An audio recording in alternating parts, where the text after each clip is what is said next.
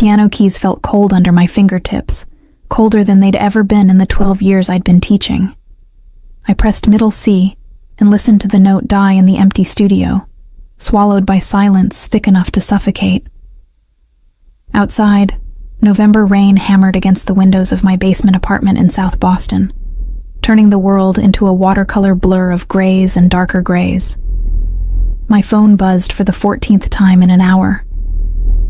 Yuri. Again. I'd stopped answering 3 days ago. After the 8th voicemail where his voice cracked with fear he tried to mask as bravado. 22 years old and still so stupidly convinced he could fix his mistakes by making bigger ones. The borrowed money had started small, he'd sworn. Just enough to cover rent after he'd lost his job at the warehouse. Then the interest had compounded. The threats had escalated. And now my baby brother, the only family I had left since our parents died in that factory fire 6 years ago, had gotten himself tangled with the kind of people who didn't accept payment plans. The Morozovs. Even thinking the name made my chest tighten. In Boston, you didn't say that name out loud unless you were ready to deal with consequences. The Morozov family controlled everything from the docks to the construction unions, from the judges who looked the other way to the police who somehow never quite managed to make charges stick. Alexei Morozov, the recently crowned heir after his father's death, was rumored to be even colder than the old man had been. I'd seen him once, from a distance, at a charity gala where the private school I taught at had performed. He'd stood apart from the crowd, tall and broad-shouldered in a black suit that probably cost more than I made in 6 months. His dark hair swept back from a face all sharp angles and harder edges. His eyes, even from across the room, had been unsettling. Not brown, not black, but something in between, like frozen earth in winter. He hadn't smiled once the entire evening. My phone buzzed again. This time it wasn't Yuri's number. Unknown caller.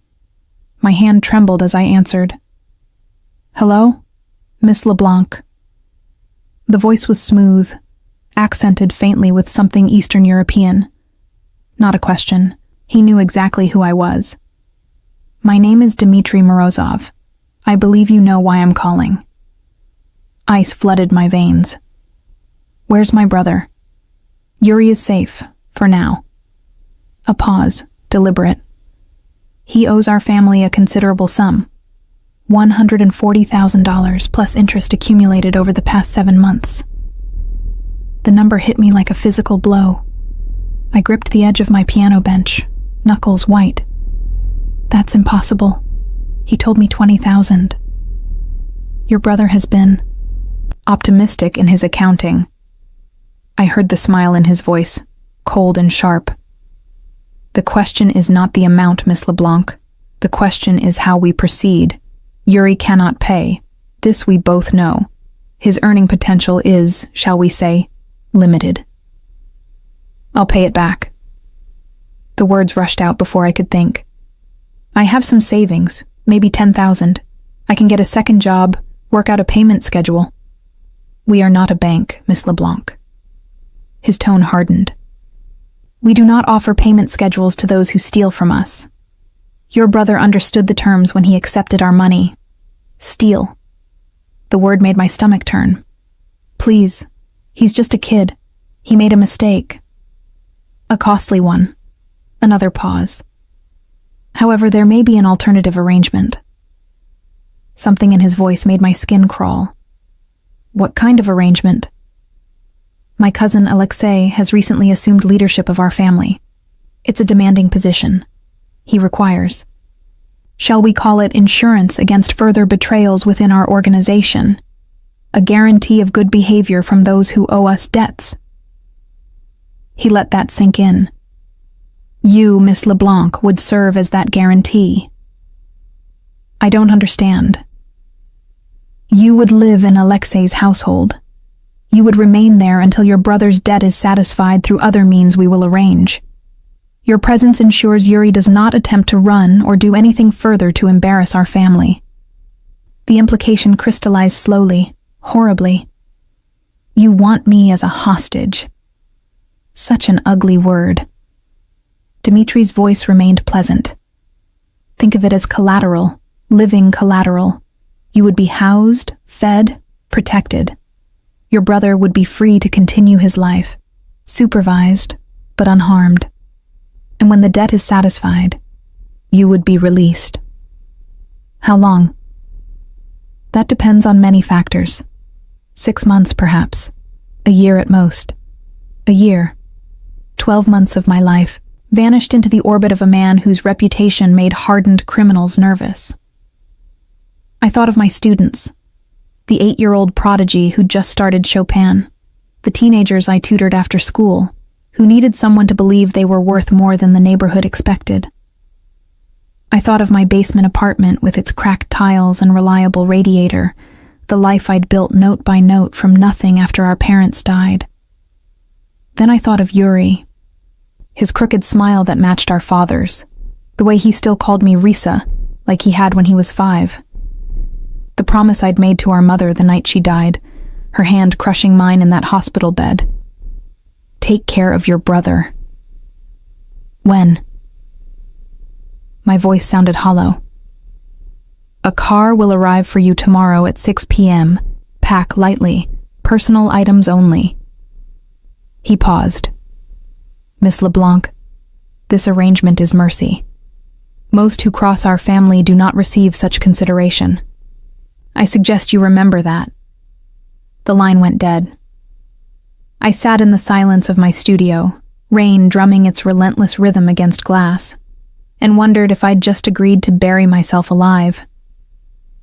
The black Mercedes arrived precisely at 6, idling outside my building with tinted windows that reflected my pale face back at me. I'd packed 1 suitcase, clothes, toiletries, a photo of my parents, my grandmother's silver locket, and the worn paperback of Dostoevsky's The Brothers Karamazov I'd been reading and rereading since college. Everything else I'd left behind, including a note from my landlord and resignation emails to the 3 schools where I taught. The driver didn't speak. He was massive, filling the front seat like a boulder, his neck thick with what might have been scars or tattoos beneath his collar. He loaded my suitcase without making eye contact and held the rear door open with professional efficiency. Miss LeBlanc, he said. Just that. Acknowledgement without warmth.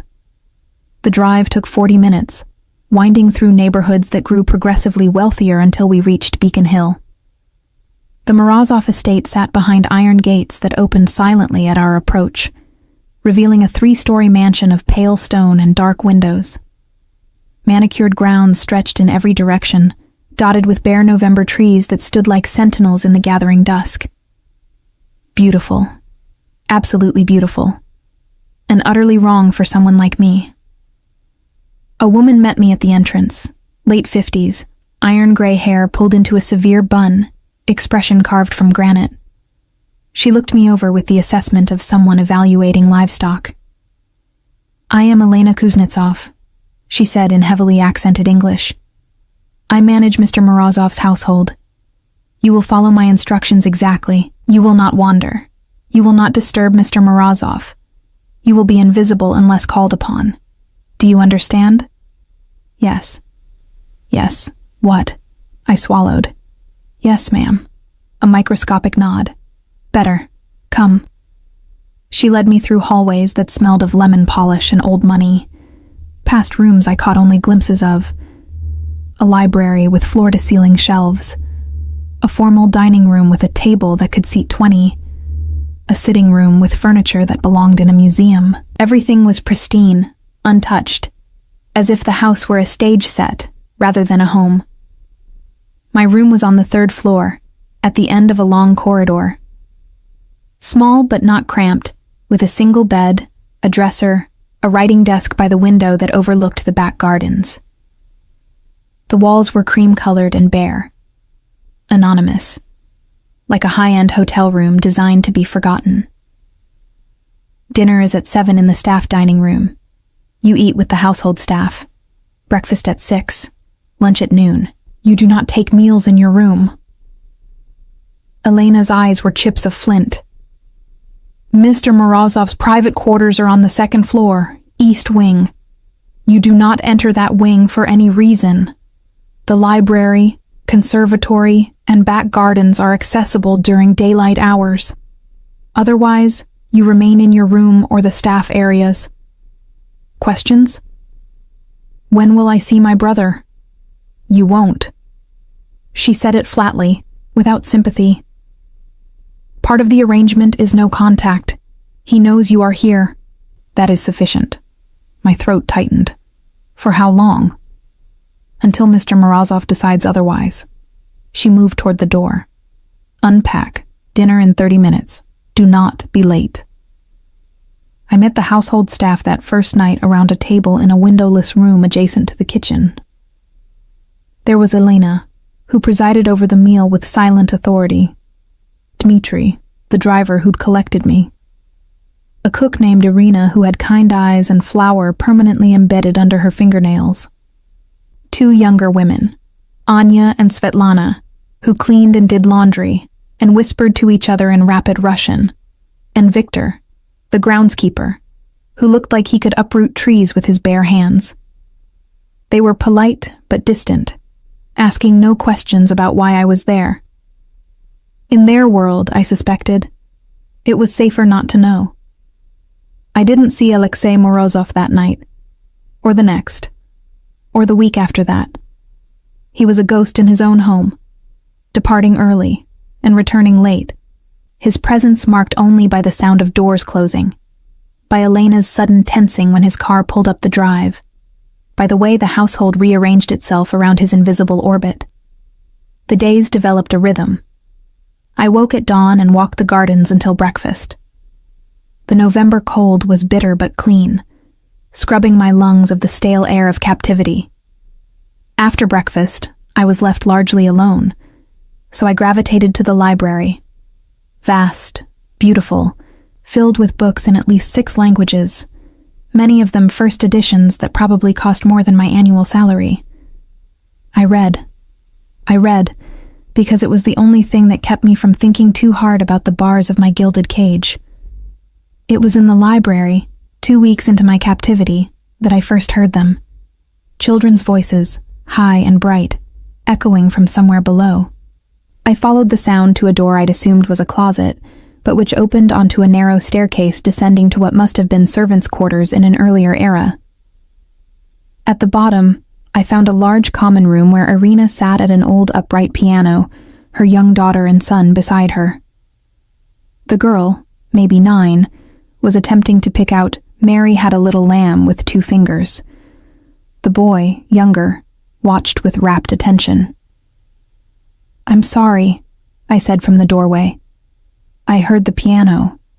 Irina looked up, startled, then wary.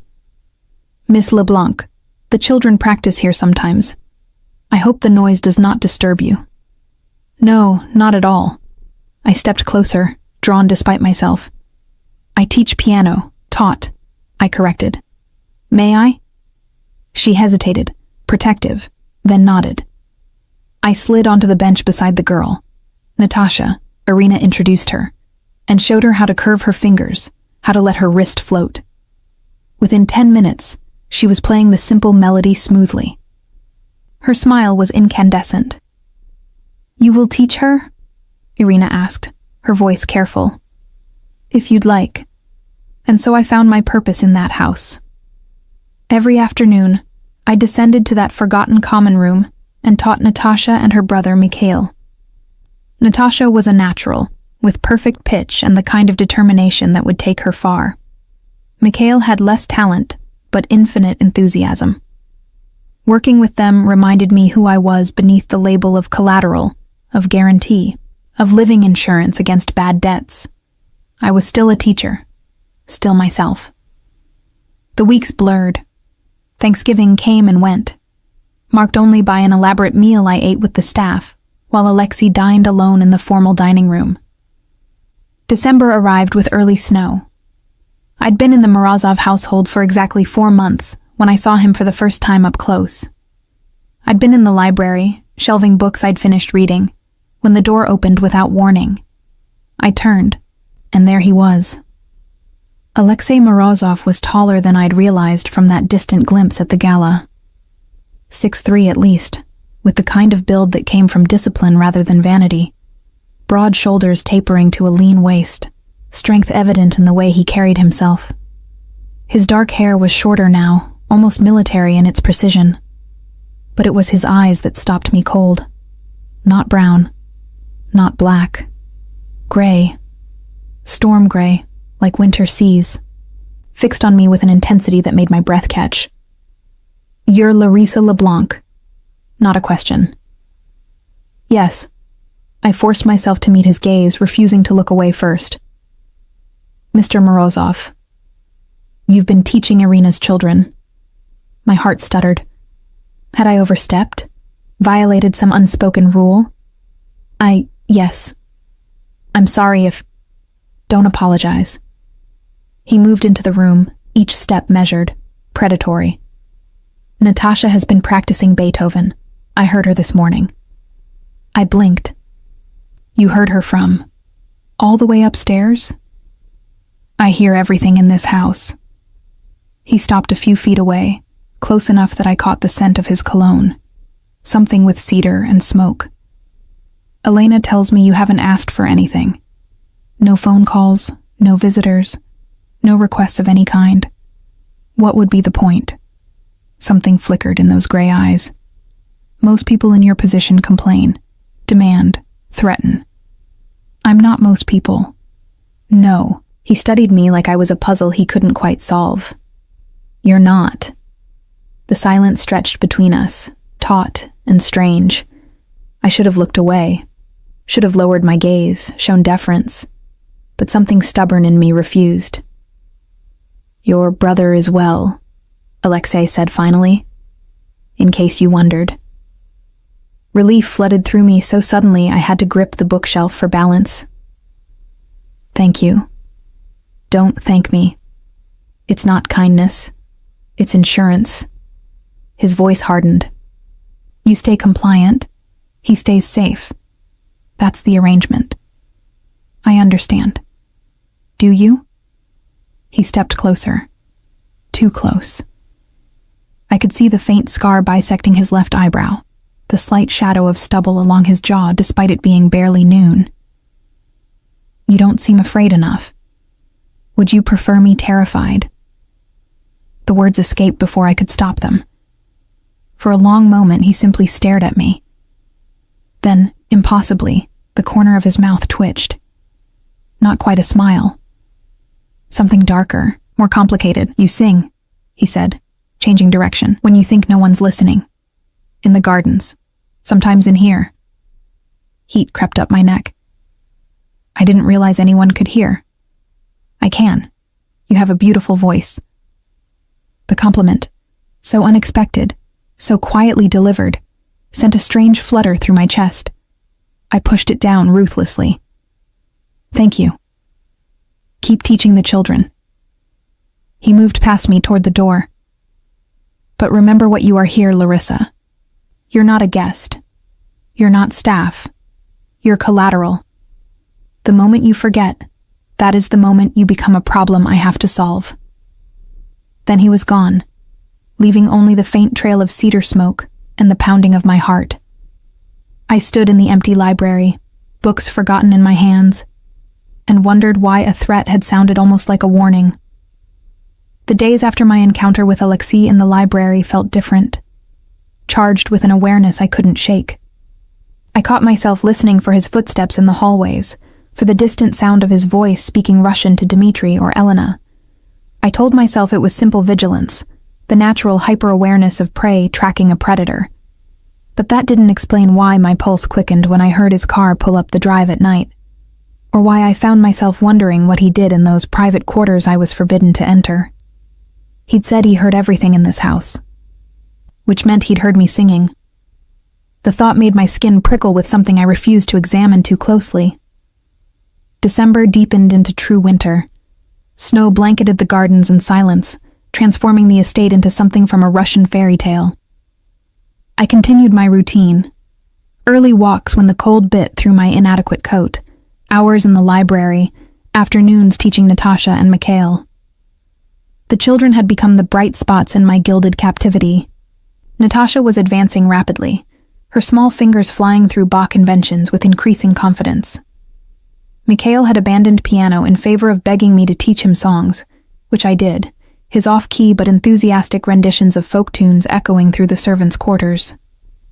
Irina watched these lessons with something like gratitude, mixed with worry. "You are kind to them," she said one afternoon as we prepared tea after the children had gone to play. "But Miss LeBlanc, you should not become too attached. When Mr. Morozov releases you—" "I know." I wrapped my hands around the warm mug. "This is temporary." But even as I said it, I wondered. 4 months had passed. Dimitri's original estimate of 6 months to a year loomed. But I'd heard nothing about my brother's debt, about any progress toward my release. I existed in a strange limbo, neither prisoner nor free, neither servant nor guest. I saw Alexei 3 more times that month, always unexpectedly. The first time, I was in the conservatory, a glass-walled room off the south side of the house that I'd discovered held a grand piano, a Steinway so perfectly maintained it sang under my fingers. Elena had said nothing about the conservatory being off-limits, so I'd claimed it as my own in the late afternoons when the winter sun slanted through the glass and turned everything golden. I was playing Chopin's Nocturne in E-flat major, lost in the melody's melancholy beauty, when I felt eyes on me. My hands stilled on the keys, and I turned to find Alexei standing in the doorway. "Don't stop."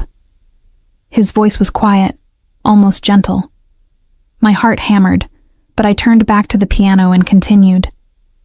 I felt his presence like a physical weight as he moved into the room, as he settled into one of the chairs positioned to face the piano. I played the piece through to its conclusion, the final notes hanging in the air between us. "You're classically trained," he observed. "Juilliard. Dropped out after my 2nd year when my parents died." I don't know why I told him that. The information felt too personal, too revealing. "Why piano?" I ran my fingers over the keys without pressing them. My grandmother was a concert pianist in Moscow before she emigrated. She taught me that music was the only language that couldn't be taken away, no matter what else you lost. Wise woman. She died when I was 12. But yes, she was. Silence settled between us. Not uncomfortable exactly, but weighted with unspoken things. I risked a glance at him. He sat with his legs crossed, one arm draped over the back of the chair, watching me with those unsettling gray eyes. In the golden afternoon light, he looked younger than his 34 years, almost contemplative. "Dimitri says you've asked for nothing," he said finally. "No phone calls, no letters to your brother, no request to leave the estate even for a supervised walk outside the grounds. What would be the point? You've made it clear what I am here. Asking for privileges seems like a waste of breath. Most people in your situation would ask anyway. Bargain. Try to negotiate better terms." I met his gaze steadily. "I'm not most people." "No." Something flickered across his face, too quick to read. "You're not." He stood abruptly, the moment breaking. "Play something else." It was a command, not a request. But something in his tone made it feel less like the order of a captor, and more like, I didn't know what. I chose another Chopin piece, a waltz this time, lighter and more playful. I felt him listening, felt the quality of his attention like a tangible thing. When I finished, he was gone. No goodbye, no acknowledgement. Just the faint scent of cedar smoke lingering in the air. The second time I saw him was less peaceful. I'd woken in the middle of the night to raised voices somewhere below. Not quite shouting, but close. I'd learned enough Russian from Irina to catch a few words. Predital, traitor, krov, blood, smirt, death. The last word made ice settle in my stomach. Against my better judgment, I crept from my room and down the stairs, following the sound to Alexei's study. The door was ajar, light spilling into the darkened hallway. Through the gap, I saw him standing behind a massive desk, his face a mask of cold fury. Dmitri stood before him, along with 2 other men I didn't recognize. "He stole from us," one of the men said in accented English, presumably for my benefit, though they didn't know I was there. "The shipment is gone. $3 million worth of—" "I know what it's worth." Alexei's voice was ice. "What I want to know is how Petrov thought he could do this and live." "He has family," Dmitri said quietly. "A wife, children, which he should have considered before betraying us." Alexei poured himself a drink, the amber liquid catching the light. "Make an example, but make it clean. I don't want this traced back to us." My hand flew to my mouth, stifling a gasp. I stumbled backward, my shoulder hitting the wall with a soft thump that sounded deafening in the quiet hallway. The conversation inside stopped. I ran. Quiet as I could, back up the stairs, my heart thundering so hard I thought it might burst. I made it to my room and closed the door just as I heard footsteps in the corridor below. I pressed my back against the door, shaking. Make an example. Make it clean. The casual way he'd ordered what sounded like an execution, as if discussing a business transaction rather than a human life. This was who he was, who they all were. And I'd been foolish enough, in those quiet moments in the library and conservatory, to forget it. Sleep didn't come that night. I lay in bed, watching shadows move across the ceiling, trying not to think about a man named Petrov and what making an example might mean. The 3rd time I saw Alexei, he found me. It was a week before Christmas. I'd been in the library, curled in my favorite chair by the window, reading Anna Karenina in the original Russian, a language I'd studied but never quite mastered. I dozed off, the book open on my lap, lulled by the warmth of the fire and the silence of the house. I woke to find him sitting in the chair across from me. My breath caught. He was dressed more casually than I'd seen him. Black sweater, dark jeans, his hair slightly mussed as if he'd been running his hands through it. He was reading his own book, seemingly unconcerned by my presence. "How long have you been there?" My voice came out rough with sleep. 20 minutes. He didn't look up from his book. "You talk in your sleep, in Russian mostly. Your accent needs work." Heat flooded my cheeks. What did I say? Nothing coherent. Now he did look at me, and something in his expression made my pulse skip. "You apologized to someone named Yuri, repeatedly." My brother's name on his lips made my chest tighten. "Is he?" "He's fine. Working at one of our warehouses. Supervised, but unharmed." Alexei closed his book. "You worry about him?" "He's my brother. Of course I worry. Even though his stupidity is the reason you're here, the bluntness stung. He made a mistake. He's young. He's an adult who made adult choices with adult consequences." Alexei leaned forward, elbows on his knees. "And you're paying for those choices. Does that not make you angry?" It did. God, it did. Some nights I lay awake, seething with resentment, with the unfairness of it all. But I'd learned young that anger without outlet was just poison. "Anger doesn't change anything," I said finally. "No, but it's honest." His eyes held mine. "I'd respect you more if you raged, screamed, threw things. This. Compliance. It's unnatural. Would you prefer me to be a problem?" I echoed his words from our first conversation. "I'd prefer you to be real." The words hung between us, intimate in a way that made my skin prickle. I looked away first, unable to hold his gaze. "I heard you," I said quietly. "Last week, in your study, you ordered someone killed." I expected denial, anger. Instead, he simply nodded. "Petrov stole from us, put 15 of my people at risk with his theft. In my world, That has only one consequence. And you don't feel anything? No guilt? I feel responsible. His voice hardened. For the people who depend on me, who trust me to protect them. Petrov chose to betray that trust. I chose to protect my family. Guilt is a luxury I can't afford. I pulled the blanket tighter around myself. I don't understand how you live like that. You don't have to understand. You just have to stay out of the way. He stood, moving to the fireplace. That's what you're good at, isn't it? Staying invisible. Not making waves. Existing in the margins of other people's lives. The observation cut deeper than it should have. You don't know me. Don't I? He turned, backlit by flames. You teach piano to children who aren't yours. You read books in languages you haven't mastered. You sing when you think no one's listening. You've been here 4 months and haven't asked me for a single thing. You're so busy being what everyone needs you to be that I'm not sure you know who you actually are. Anger flared, bright and welcome. And you do? Know who you are? I know exactly who I am. I'm the man who keeps 50 families fed and safe. I'm the man who makes hard decisions so others don't have to.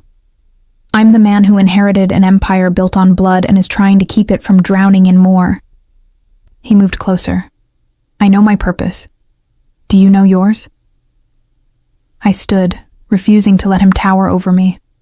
My purpose right now is to be your collateral, your guarantee, your living insurance policy.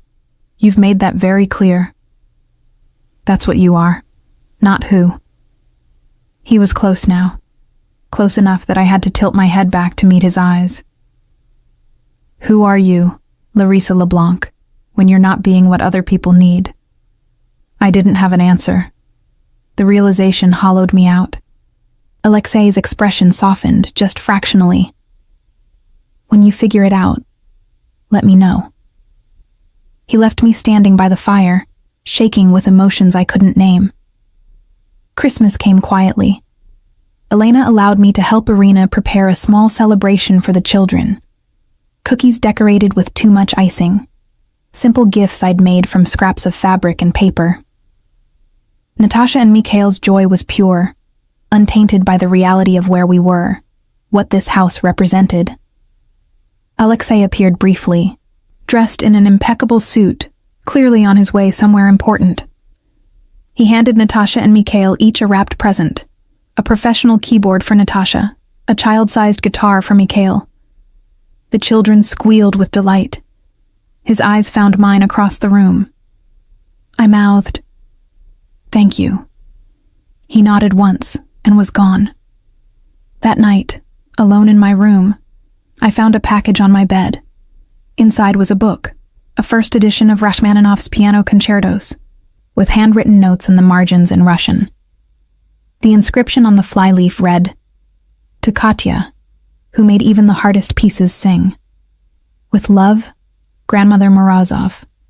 His grandmother's book. He'd given me his grandmother's book. I sat on the edge of my bed, the volume cradled in my hands, and felt something crack open in my chest. Something dangerous and foolish and completely unwelcome. I was beginning to understand Alexei Morozov. Worse, I was beginning to care. And in this house, caring was the most dangerous thing I could do. January arrived with bitter cold, and the strange realization that I'd been in the Morozov house for 5 months. 5 months of existing in the margins, of teaching children who weren't mine, of reading books in a library that felt like borrowed time. 5 months of catching glimpses of a man I was supposed to fear, but instead found myself thinking about at odd hours. The book Alexei had given me, his grandmother's annotated Rachmaninoff, sat on my nightstand like an accusation. I played through the concertos in the conservatory, following her notes, her insights into phrasing and dynamics. She'd been brilliant. The marginalia revealed a mind that understood music not as performance, but as conversation, as prayer. I wondered if Alexei knew what he'd given me. If he understood that this wasn't just a book, but a piece of his history, his family. I wondered why he'd thought I deserved it. The household had settled into a rhythm around me. Elena no longer watched me with quite so much suspicion. Irina invited me to share tea with her after the children's lessons. Even Dmitri, the taciturn driver, had nodded a greeting when we passed in the hallway. But Alexei remained a ghost, a presence felt more than seen. I heard him on phone calls conducted in rapid Russian. I smelled cedar smoke in rooms he'd recently left. Once, I found a coffee cup still warm in the library, abandoned on the table beside a legal document in Cyrillic that I quickly stopped trying to read. It was Dmitri, the cousin who'd first contacted me about the arrangement, who broke the pattern. I encountered him in the library on a gray afternoon in mid-January. I'd been shelving books when he appeared in the doorway, his expression pleasant, but his eyes calculating in a way that made my instincts scream. "Miss LeBlanc, how are you settling in?" I set down the books I'd been holding. "Well enough, thank you. I hear you've been teaching Irina's children. How charitable." He moved into the room, his movements fluid, almost lazy. My cousin has always had a weakness for charity cases. Something in his tone set my teeth on edge. "Is there something I can help you with, Mr. Morozov?" "Dmitri, please. We're practically family now." His smile didn't reach his eyes. "I wanted to check on you, ensure you're being treated well. After all, your comfort reflects on our family's honor." "I have no complaints." "No?" He picked up a book from the table, examining it with feigned interest. 5 months is a long time to be separated from your life, your brother, your students. Don't you miss them?" "Of course." I kept my voice neutral, but I understand the terms of the arrangement. Such acceptance. Admirable. He set the book down with deliberate care. Though I wonder, does Alexei appreciate your compliance? Or does he simply take it for granted? I didn't answer. Dmitri smiled. He's always been like that, you know, taking things for granted. His father's empire, handed to him on a silver platter. The loyalty of men twice his age who should have inherited leadership. Even you, a beautiful, educated woman living under his roof, and he barely acknowledges your existence. The implication in his words made my skin crawl. "Mr. Morozov." "Dmitri," he corrected, moving closer. "I'm not like my cousin, Miss LeBlanc. I see you. I appreciate what you've sacrificed. If you ever need anything at all, I hope you'll come to me." Before I could respond, Alexei's voice cut through the room like a blade. "Dmitri." We both turned. Alexei stood in the doorway, his expression neutral, but his eyes hard as flint. He looked between us, taking in the distance, or lack thereof, between Dmitri and me. "Cousin," Dmitri's pleasant mask never slipped. "I was just welcoming Miss LeBlanc, ensuring she feels at home." "How thoughtful." Alexei's voice was soft, dangerous. "I'm sure she appreciates your concern. Now, we have business to discuss. My office, 5 minutes." It wasn't a request. Dmitri inclined his head, shot me one last smile, and departed. Alexei remained in the doorway, his gaze still fixed on me. What did he want? Not angry, something else. He said he was checking on me. I wrapped my arms around myself, making sure I was comfortable. "And were you? Comfortable?" I met his eyes. "No." Something shifted in his expression. "Good. Stay away from Dmitri. If he approaches you again, tell me immediately." "Why? What?" "Just do as I ask." He moved into the room, the energy changing. "How are the children progressing?" The abrupt subject change threw me. "Natasha is ready to perform. Mikhail is. Enthusiastic, if not technically proficient." The corner of his mouth twitched. Almost a smile. Like his father was with the balalaika, according to Irina. You knew his father? Victor served my father for 20 years. He died protecting him. Alexei's voice was matter-of-fact, but I caught something beneath it. Taking care of his family is the least I can do. I thought of the expensive instruments he'd given the children, of Irina's secure position in his household. Acts of loyalty repaid. That's why you let me teach them, I said slowly. Not kindness. Obligation. Does it matter? The result is the same. It matters to me. He studied me for a long moment. Why? Because I'd like to think some things in this house aren't transactions, aren't just business. Everything is business, Larissa. The sooner you understand that, the safer you'll be. But even as he said it, his gaze dropped to the book on my nightstand. His grandmother's Rachmaninoff. When his eyes returned to mine, something unspoken passed between us. I should go, I said, suddenly needing distance from whatever this was. Wait. He reached into his jacket and produced a phone. Not a smartphone, but a simple flip phone, the kind you could buy prepaid. For emergencies, it has one number programmed. Mine. I stared at it. I don't understand. If Dmitri or anyone else makes you uncomfortable, if you need something, use it. He placed it in my hand, his fingers brushing mine. Don't tell Elena. Don't tell anyone. Why are you doing this? For a moment, I thought he wouldn't answer. Then, because you were right. Some things shouldn't be transactions. He left before I could respond. I didn't use the phone, but knowing I had it changed something. Changed the way I moved through the house, the way I slept at night. I wasn't quite a prisoner anymore. Wasn't quite collateral. I didn't know what I was. The winter deepened. I played piano for hours in the conservatory, working through the Rachmaninoff concertos, losing myself in the complexity of the compositions. Sometimes I felt eyes on me, and would turn to find Alexei standing in the doorway, listening. He never said anything, just nodded and moved on. But those moments accumulated, built into something I didn't want to examine. Then came the night of February 10th, when everything changed. I'd gone to bed early, exhausted from a long afternoon teaching Natasha a particularly difficult Chopin etude. I was nearly asleep when raised voices jerked me awake. Not from downstairs this time, but from the hallway outside my room. Telling you it's a mistake to trust him. A woman's voice, unfamiliar. Your opinion is noted. Alexei, cold as winter stone. He's been meeting with the Volkov family 3 times in the past month. The woman again. He's planning something.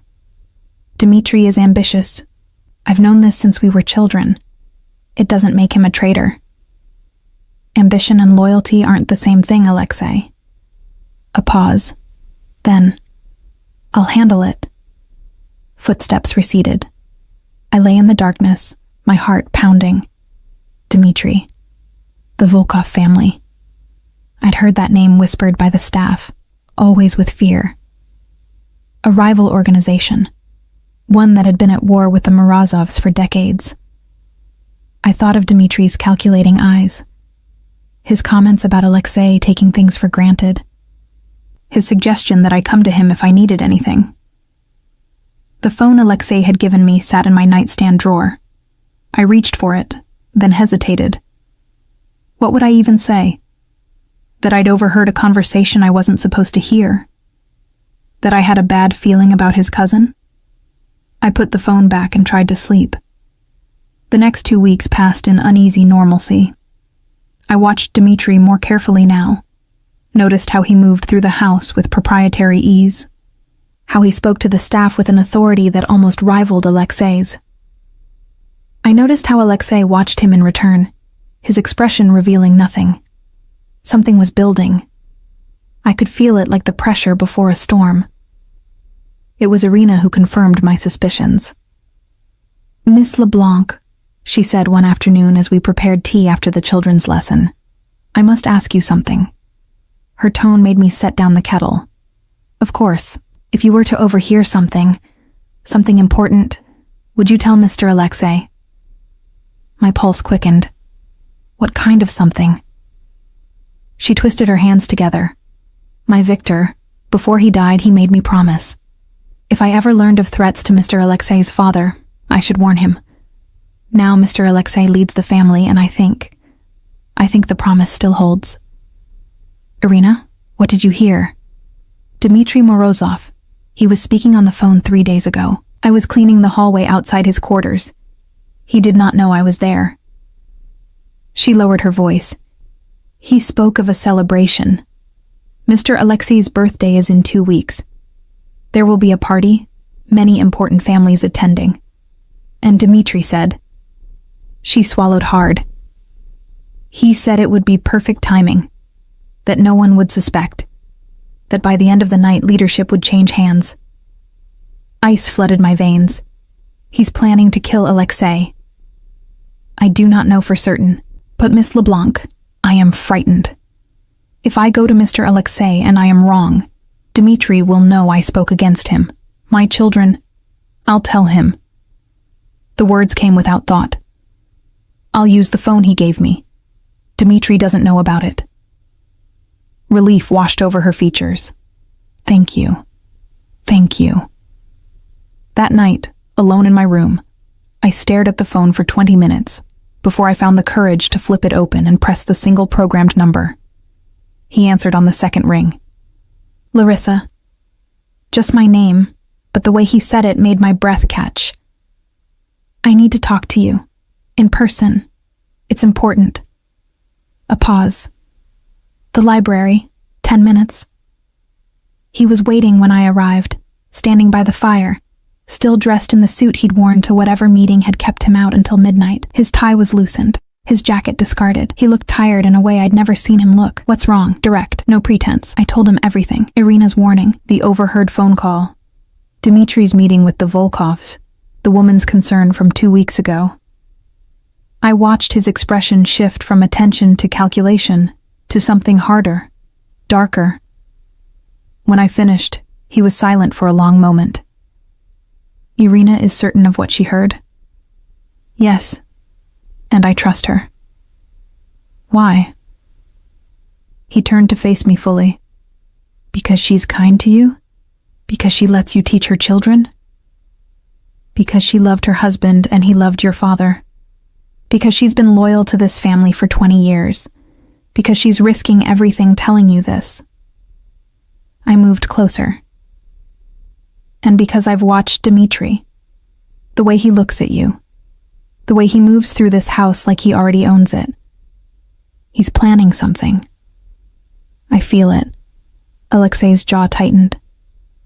Your feelings aren't evidence. No, but they're not nothing either. I held his gaze. You gave me this phone for emergencies. This is an emergency. He studied me for what felt like an eternity.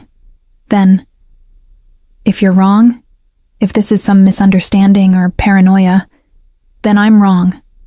But if I'm right and I said nothing, and something happened to you...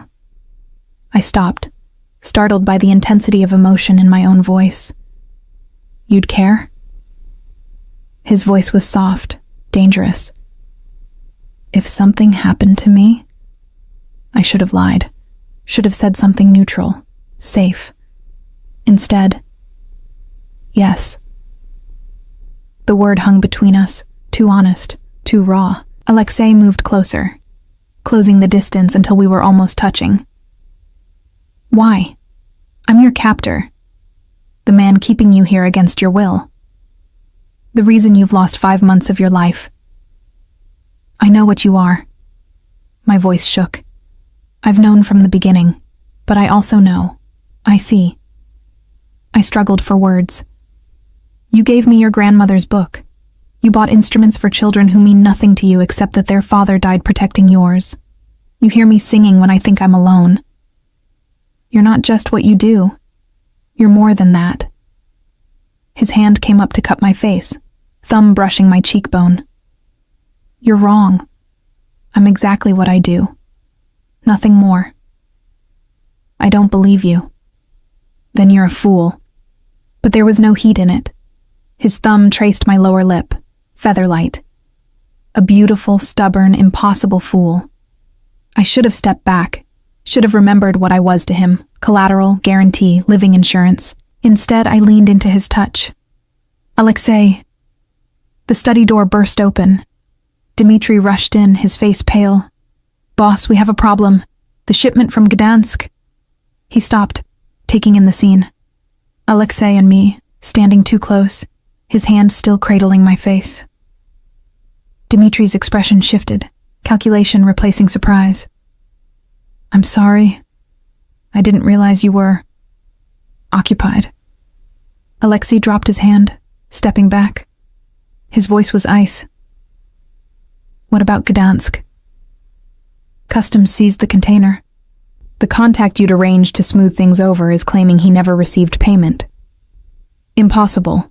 I wired the money myself." "That's what I thought, which is why I think we should discuss this.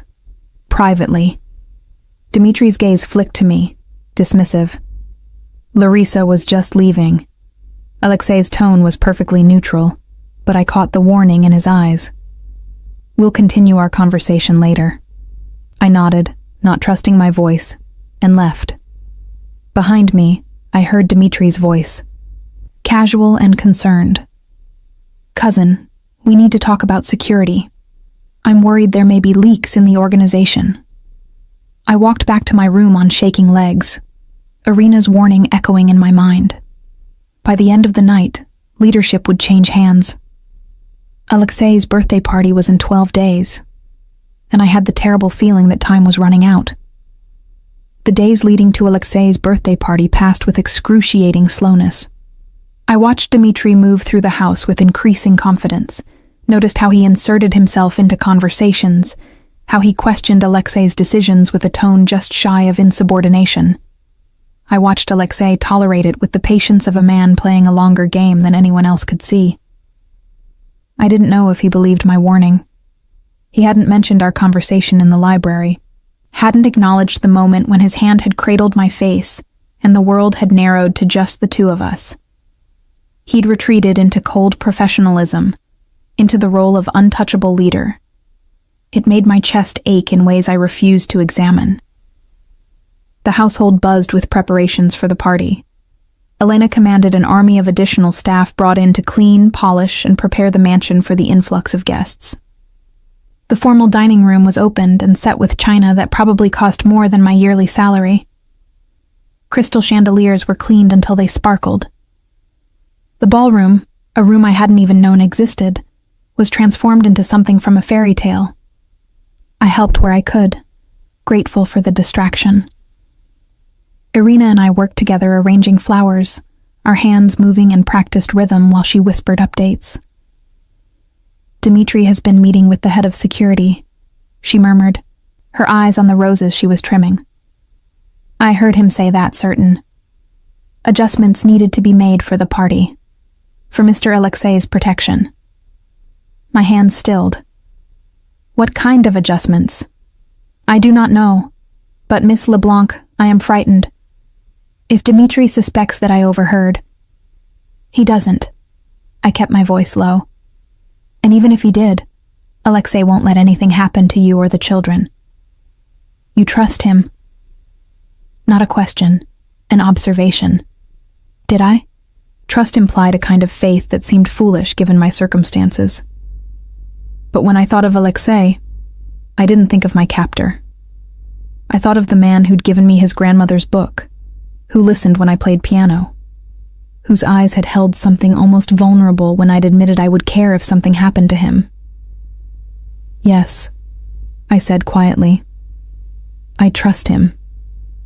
Irina's expression softened. He is not like his father. The old Mr. Morozov, he was hard, cold. But Alexei, he has his grandmother's heart beneath all that ice. I thought of the annotations in the Rachmaninoff book, of a woman who'd understood music as conversation, as prayer.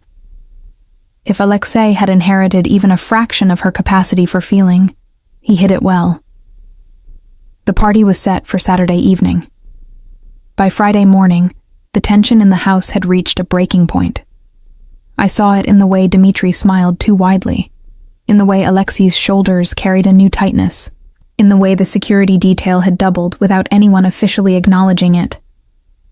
I was in the conservatory, seeking refuge in the piano, when Alexei found me. "Play something," he said from the doorway. I didn't argue. I played Rachmaninoff's Prelude in C-sharp minor, the piece his grandmother had annotated most heavily. Her notes spoke of darkness and light, of finding beauty in melancholy. I poured everything into the music, my fear, my growing feelings for a man I shouldn't care about, my desperate hope that I was wrong about Dmitri. When I finished, Alexei was sitting in his usual chair, his expression unreadable. "Tomorrow night," he said without preamble, "I want you to stay in your room, no matter what you hear, no matter what happens. Promise me." My heart stuttered. "You believe me? About Dmitri?" "I've had him watched since our conversation. The evidence is concerning." He leaned forward, elbows on his knees. "There will be security everywhere. I'll be protected. But I need to know you're safe." "Why do you care?" The question escaped before I could stop it. "I'm just collateral. Remember?" His eyes met mine, gray as winter storms. "You haven't been just anything in a long time." The admission hung between us, weighted with everything we hadn't said. "Alexei, promise me, Larissa. Promise me you'll stay in your room." I should have agreed. Should have taken the easy out, the safe option. Instead, what if something goes wrong? What if you need... I won't need anything except the knowledge that you're safe. He stood, moving closer. "You've already given me the warning. You've already done more than anyone should ask of their captive. Don't risk yourself further. Because I'm valuable collateral? Because you matter." The words came out rough, almost angry. "To the children. To Irina. To..." He stopped, jaw tightening. "To you?" I supplied softly. He closed his eyes briefly, and when he opened them, the vulnerability in his expression nearly undid me. I don't have the luxury of allowing people to matter. Everyone who matters becomes a target, a weakness to be exploited. You've been safe precisely because no one knows what you've become to me. And what have I become? He reached out, tucking a strand of hair behind my ear with devastating gentleness. The one person in this house who sees me and still stays. I don't have a choice about staying. You have a choice about how you see me. Most people look at me and see a monster. You look at me and see... I don't know what you see. But it's not fear. I thought of all the moments I'd watched him. The careful way he handled his grandmother's book. The kindness he showed to Victor's children. The weight he carried on those broad shoulders. The burden of keeping an empire from drowning in blood. I see a man trying to be better than what he was born to, I said. A man who gave me his grandmother's book because he knew I'd understand the music the way she did. A man who's terrified that tomorrow night his cousin will try to kill him, but who's more worried about a piano teacher's safety than his own. His hand cupped my face, thumb tracing my cheekbone. "You're wrong about me, Larissa. I'm not good. I'm not redeemable. I've done things that would make you sick if you knew the full extent. I know what you are. I've known from the beginning. Then why..." His voice cracked slightly. "Why do you look at me like that? Like what? Like I'm worth saving." My breath caught. I covered his hand with mine, pressing it more firmly against my face. "Because you are." For a long moment we stood frozen, the conservatory quiet except for our breathing. Then Alexei leaned down slowly, giving me every opportunity to pull away. I didn't. His lips brushed mine, soft, questioning. I answered by rising on my toes, by wrapping my hand around the back of his neck, by kissing him with all the complicated, impossible feelings I'd been fighting for months. He made a sound low in his throat and pulled me closer, one arm banding around my waist. The kiss deepened, became something desperate and honest. This wasn't captor and captive. This was two people who'd been circling each other for months, finally allowing themselves to collide. When we broke apart, both breathing hard, his forehead rested against mine. "I can't keep you," he whispered, "even if I wanted to. You deserve better than this life, better than me. Don't I get a say in what I deserve?" "No, because you'd choose wrong." He pressed one more kiss to my forehead, achingly gentle. "Promise me you'll stay in your room tomorrow night." I wanted to argue, wanted to tell him I was done being obedient, done staying out of the way, but the plea in his eyes unmade me. "I promise." Saturday arrived with crystalline winter sunshine that felt like mockery. I spent the day helping with last-minute preparations while trying not to think about what the evening might bring. Guests began arriving at 7, their expensive cars lining the circular drive. I watched from my window as Boston's elite filed into the mansion. Politicians, judges, business owners, and others whose exact professions were deliberately vague. This was Alexei's world. Power and danger wrapped in elegant clothing, violence lurking beneath polite conversation. At 8, I heard music start below, the string quartet Elena had hired. At 9, I heard laughter and the clink of glasses. At 10, someone gave a toast. I couldn't make out the words, but I heard Alexei's name and the resulting applause. At 10:30, I heard a sound that made my blood run cold. A woman's scream, cut short. The music stopped abruptly. Shouts in Russian and English, overlapping. I was on my feet and out my door before I remembered my promise. The house was chaos. Guests flooded the hallways, security shouting for people to evacuate. I fought against the tide, searching for Alexei in the mass of panicked bodies. Then I saw him. He was in the grand hallway at the base of the stairs, Dmitri beside him, both of them surrounded by security. They appeared to be arguing about something. Dmitri's face was flushed, his voice carrying, "Need to get you to the safe room now." "I'm not hiding from threats in my own house," Alexei countered. That's when I saw him. A man on the second-floor balcony, moving with purpose through the fleeing guests. His hand went to his jacket, and I saw the glint of metal. A gun. Time seemed to slow. I saw the man's arm extend, saw him sight down the barrel, saw Dmitri step subtly aside, leaving Alexei exposed. I was running before conscious thought caught up with my body. "Alexei!" I screamed his name as I threw myself forward. His head turned, eyes widening as he saw me. I crashed into him with all my weight, sending us both sprawling. The gunshot was deafening in the enclosed space, and something white-hot tore through my shoulder. I heard Alexei shouting, heard more gunshots, heard screams. Then his face was above mine, his hands on my shoulders, and I realized I was lying on the marble floor in a spreading pool of something warm. "Larissa, look at me." His voice cracked. "Why did you—" "I told you to stay in your room." "You're welcome," I managed. Then the world tilted sideways and went dark. I woke to whiteness.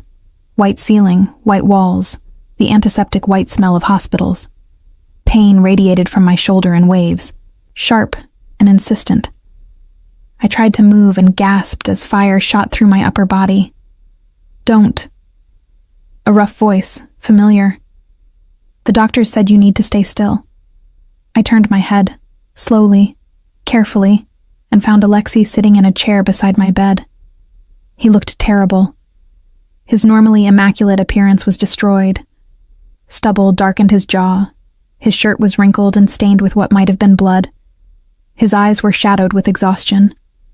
But he was alive, whole. You're okay, I whispered, my throat raw. His laugh was humorless. I'm okay. You took a bullet meant for me and you're asking if I'm okay. Memories filtered back. The party, the gunman, throwing myself at Alexei, the impact and burn of the bullet. Dmitri, I said.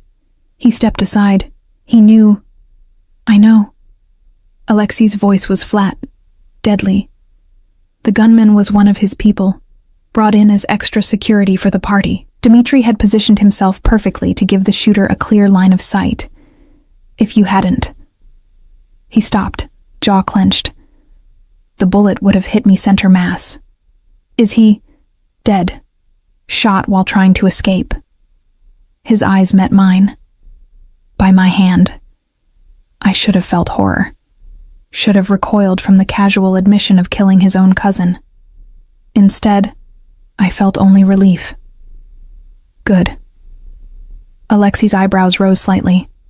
Good. He was going to kill you. He deserved what he got. I tried to sit up and immediately regretted it as pain lanced through me. Stop moving. Alexei stood, pressing a button for the nurse. You were in surgery for 3 hours. The bullet shattered your clavicle, damaged muscle and tissue. You're lucky to be alive. How long have I been unconscious? 2 days. He sat back down heavily, as if standing had taken all his energy. You spiked a fever after surgery. The doctors were worried about infection. Sepsis. He ran a hand through his hair, the gesture uncharacteristically uncertain. I thought I'd lost you. The raw admission hung in the air between us. I reached out with my good hand, finding his. His fingers immediately intertwined with mine, gripping almost painfully tight. I'm here, I said softly. I'm okay. You shouldn't be here. You should be in your apartment teaching piano to children who aren't caught up in this world. You should be safe. His voice broke slightly. Instead, you threw yourself in front of a bullet for me. Why? Why would you do something so monumentally stupid? Because the alternative was watching you die. I squeezed his hand. I couldn't let that happen. Why not? I'm your captor. I took you from your life, held you hostage for 5 months. You gave me your grandmother's book. You listened when I played piano. You worried about a piano teacher's safety more than your own.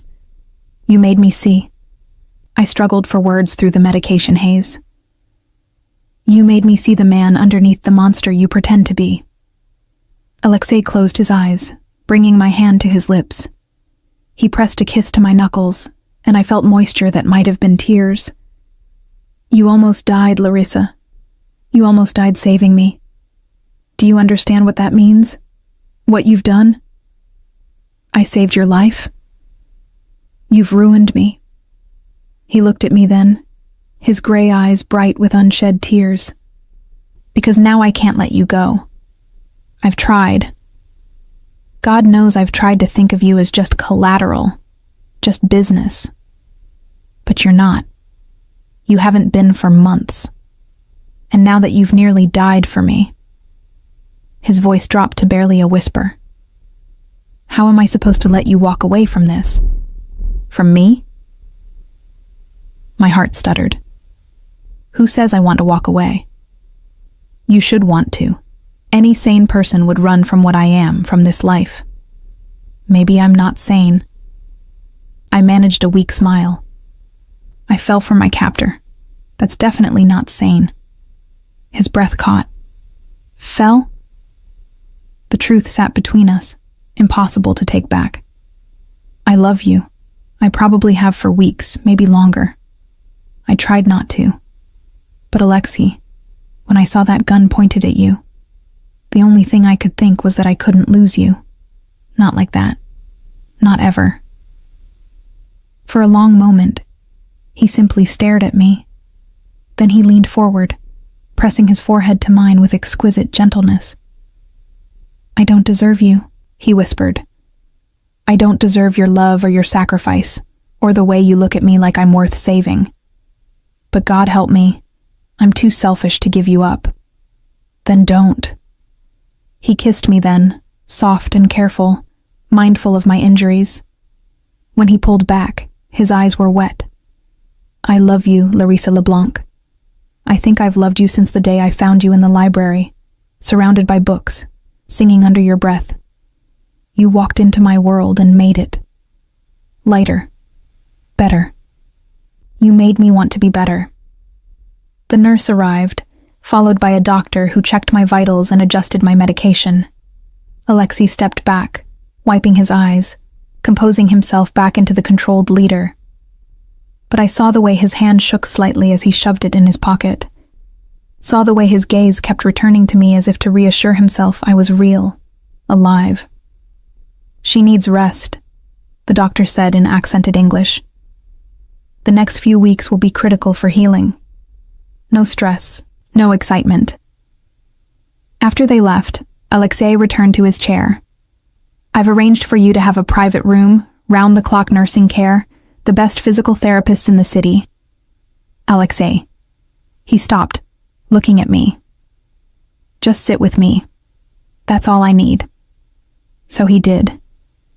He pulled his chair closer to the bed, took my hand again, and simply sat.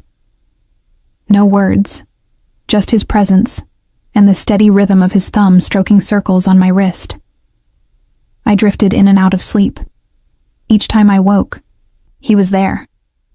Sometimes reading documents with his free hand. Sometimes just watching me with an expression so tender it made my chest ache. Once, I woke to find him asleep in the chair. His head rested on the edge of my bed, still holding my hand. The days blurred. Alexei rarely left except when forced to attend to unavoidable business. He brought books for me to read, had the hospital bring in a small keyboard so I could play with one hand when I was strong enough. He updated me on the household. Irina and the children were safe, moved to a secure location as a precaution.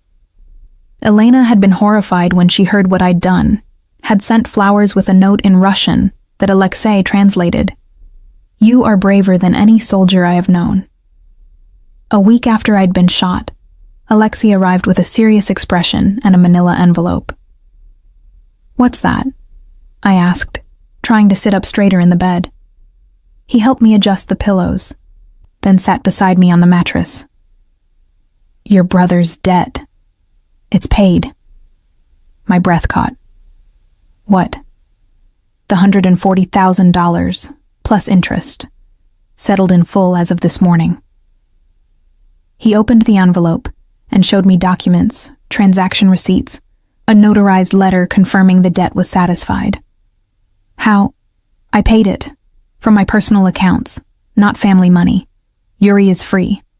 The contract binding you to my household is void. He set the envelope aside and took both my hands in his, careful of my injured shoulder. You're free, Larissa. You can leave whenever you want. Go back to your apartment, your students, your life. I've arranged for compensation, enough to cover your lost wages and then some. You never have to see me again if you don't want to.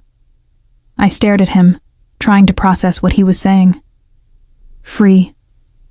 The word I'd been longing to hear for 5 months. The release I'd dreamed of, so why did it feel like my heart was breaking? What if I don't want to leave? I whispered. His eyes closed briefly. Don't say that because you feel obligated. Don't stay because you think you owe me. I'm not. I squeezed his hands. Alexei, look at me. He did, and I saw fear there. Real, genuine fear that undid me completely. I don't want to go back to my old life. I took a shaky breath. I want to stay. With you. Not as collateral or a captive or whatever I was before. As your equal. As someone who chooses to be here. The life I lead. I know what your life is. I've lived in your house for 5 months. I've seen enough to understand what I'd be choosing. I touched his face with my good hand. And I'm still choosing it. Choosing you. Why? The question was raw, broken. After everything. Because you're worth it. Because when you thought I was dying, you cried. Because you gave me your grandmother's book and listened when I played piano and worried about children who weren't yours, simply because their father served your family. Because underneath all the ice and the control and the terrifying power, you have your grandmother's heart. I smiled through sudden tears. And I love that heart. I love you. He pulled me into his arms, carefully, so carefully, and I felt him shaking against me. I love you, he said into my hair. I love you so much it terrifies me. You've become the one thing in this world I can't afford to lose. Then don't lose me. Keep me. But as your equal, Alexei. As your partner, not your possession. He pulled back just enough to look at me, and the vulnerability in his expression nearly broke me. My equal, he repeated. My partner. A pause. My wife? My heart stopped. What? Marry me, Larissa. Not because of any debt or obligation, not because you saved my life or because you're trapped here. Marry me because you love me and I love you and I want to spend whatever life I have left making you happy. His hand cupped my face. Marry me because you choose to, with full knowledge of what you're choosing. And if you say no, I'll understand. I'll let you go and I'll never... Yes. The word came out choked with emotion. Yes, I'll marry you. The kiss was soft, reverent, full of promise.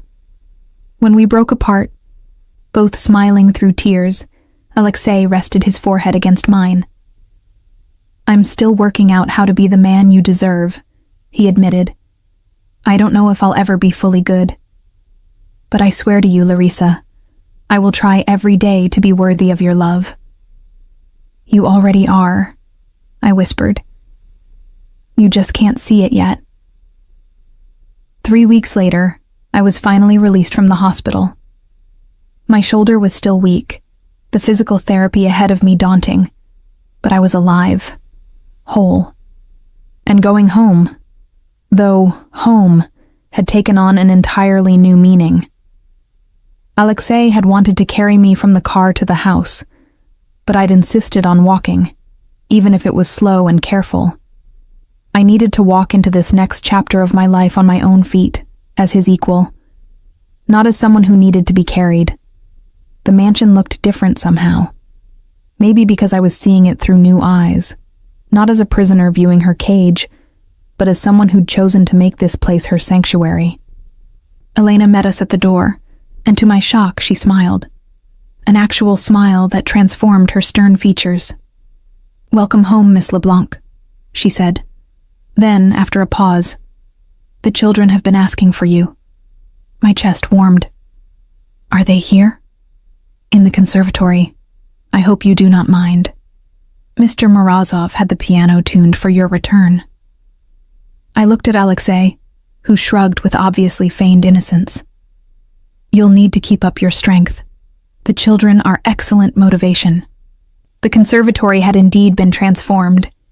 The piano gleamed, fresh flowers adorned the small tables, and Natasha and Mikhail practically vibrated with excitement when they saw me. "Miss Larissa," Natasha launched herself forward, then remembered my injury at the last second and gently hugged my waist instead. "Mama said you were very brave, that you saved Mr. Alexei." "I did what anyone would do," I said, stroking her dark hair. "Not anyone," Irina said from the doorway, Alexei behind her. "Only someone with a very good heart." I spent the afternoon with the children, playing simple pieces with my good hand, while Natasha played the more complex parts. Mikhail sang along, delightfully off-key, and Alexei watched from his usual chair, that soft expression on his face that I was beginning to recognize as peace. This was what I'd chosen. This strange, complicated family that had formed in the unlikeliest of circumstances. That night, after the children had gone home and the house had settled into quiet, I found Alexei in his study. He was reviewing documents, but set them aside immediately when I entered. "You should be resting," he said, rising. I've been resting for 3 weeks. I needed to see you." I moved to his desk, and he pulled me gently onto his lap, mindful of my shoulder. "I wanted to ask you something. Anything. My brother, Yuri. Can I see him?" Alexei's expression shifted, became more guarded. "Are you sure? The last time you saw him, it was because of his debt, because of what his choices cost you. He's still my brother, and yes, he made terrible choices. But Alexei," I touched his face, "you've shown me that people can be more than their worst decisions, that they can change, grow, become better. I want to give Yuri that same chance." He was quiet for a long moment, then nodded. "I'll arrange it. But Larissa, he works for me now. In one of the legitimate businesses, a warehouse, inventory management. He's being watched, not because I don't trust him, but because others might target him to get to you." "I understand. Do you?" His arms tightened around me slightly. "This is what your life will be now. Security details, watched movements, the constant awareness that being connected to me makes you a target. Being connected to you also makes me loved, protected, and happier than I've been in years. I'll take the surveillance if it means I get to keep you." He buried his face in my hair. "I don't know what I did to deserve you. You gave a scared piano teacher a place to hide. You let her teach your cook's children. You listened when she played piano and sang when she thought no one was listening. You gave her your grandmother's book." I turned in his lap to face him more fully. "You saw her, Alexei. Really saw her. That's what you did." The days turned to weeks. My shoulder healed slowly but steadily. Yuri came to visit, full of apologies and genuine remorse. I'd expected to feel angry, but seeing him, how much he'd grown in the months we'd been apart, how seriously he was taking his second chance, I felt only relief that we'd both survived our respective crucibles. "I'm sorry, Risa," he said, using the childhood nickname. "I'm so sorry for what I put you through." "I know." I hugged him with my good arm. "Just don't waste this opportunity, okay? Alexei is giving you a real chance. Don't throw it away." "I won't, I swear." Elena gradually thawed, even going so far as to ask my opinion on household matters. The staff began treating me less like a strange presence and more like a member of the family. Irina's children called me Aunt Larissa. Slowly, inexorably, I was weaving myself into the fabric of the Morozov household. But the moment that changed everything came on a cold evening in late March. Alexei had been unusually quiet all day, distracted during meals, distant even when we were together.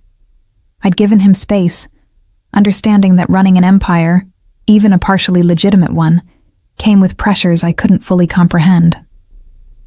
That night, he found me in the library, curled in my favorite chair with his grandmother's Rachmaninoff book. "Come with me," he said, offering his hand. "There's something I want to show you." He led me not through the house, but outside, to the gardens that had been my refuge during those early days of captivity. The spring night was cool, but not cold. Stars scattered across the clear sky. We walked in silence until we reached a small clearing I'd never noticed before, hidden behind a screen of trees. In the center stood a bench, new, made of dark wood with an engraving I couldn't read in the dim light. "When I was a boy," Alexei said, still holding my hand, "my grandmother would bring me here. This was her thinking place," she called it, where she came when the world became too loud, too demanding. After she died, I couldn't come here. It hurt too much. "Alexei, let me finish." He pulled me gently to the bench, and we sat. I haven't been able to come here in 15 years, but tonight I realized, with you, I can. With you, I can remember her without it destroying me, because you understand what she understood, that music is conversation, that beauty matters even in darkness, that some things are worth fighting for even when the cost is high. I squeezed his hand, unable to speak past the lump in my throat. I had this bench made, he continued. Look at the engraving. He pulled out his phone, using the flashlight to illuminate the words carved into the dark wood. Russian first, then English below. For Katya, who taught me that love is the only thing worth protecting. And for Larissa, who taught me I was worth saving. Tears spilled down my cheeks. Alexei, I told you once that everything is business, that nothing happens without a transaction. He turned to face me fully. I was wrong. You proved me wrong. You gave me everything. Your trust, your care, your very life, without asking for anything in return. You saved me in every way a person can be saved. You saved me too, I whispered. You gave me a purpose when I'd lost mine. You made me see that I'd been living in the margins of my own life, being what everyone needed instead of being myself. You saw me, Alexei, the real me. And you loved her anyway. He pulled a small box from his pocket, and my breath caught. I know I already asked you to marry me in that hospital room, he said, opening it to reveal a ring, platinum with a single perfect diamond, simple and elegant. But I want to do it right this time. Not when you're injured and medicated and possibly not thinking clearly. I want to ask you when you're whole and healthy and have had time to truly understand what you're choosing. Alexei. Larissa LeBlanc, you walked into my life as collateral and became the only thing I'd die to protect. You saw past the monster I've been told I am and found something worth saving. You love me despite knowing exactly what I am, what I've done, what I'm capable of. You're brave and stubborn and impossibly kind, and I love you more than I thought I was capable of loving anyone. His voice thickened with emotion. Will you marry me? Will you choose this life, this world, me? Not because you have to, but because you want to? I couldn't speak through my tears, so I simply nodded and held out my hand. He slid the ring onto my finger with shaking hands, then pulled me into his arms, carefully, always so careful of my healing shoulder. We sat there in his grandmother's thinking place, holding each other under the stars, and I marveled at the journey that had brought us here. I choose you, I whispered into his chest. Every day, in every way, I choose us. Thank God, he murmured against my hair. Thank God. We were married 6 weeks later in a small ceremony in the conservatory, surrounded by the people who mattered, Irina and her children, Elena, who'd become something like a protective aunt, Yuri, who cried through the entire ceremony, and a handful of Alexei's most trusted people. I wore a simple silk dress the color of cream, carried a bouquet of the wildflowers that grew in the gardens. Alexei wore a dark suit and looked at me like I'd hung the moon. When the officiant pronounced us husband and wife, when Alexei kissed me with a gentleness that belied his reputation, I felt the final chains of my past life fall away. I was no longer Larissa LeBlanc, piano teacher, sister, survivor. I was Larissa Morozov, wife, chosen family, woman who'd found love in the most unexpected place. As we walked back down the aisle, really just the path between chairs in the conservatory, Natasha played a simple wedding march on the piano. I caught Alexei's eye and saw them shining with unshed tears. I love you, he mouthed. I love you too, I mouthed back. That night, alone in our room, not the guest room where I'd spent months as a captive, but the master suite that was now truly ours, Alexei pulled me close. I have something to tell you, he said, his voice serious enough to make my heart skip. About the business. I tensed.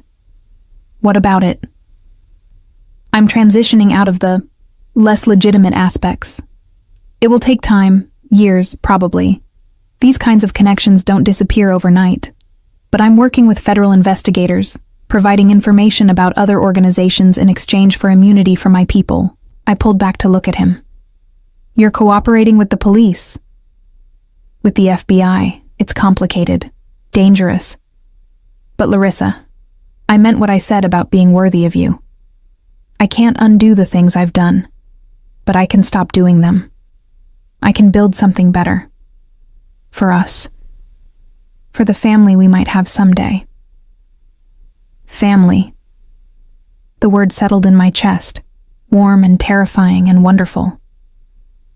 That's why you were so distracted last week, I said, understanding dawning. You were meeting with them. He nodded.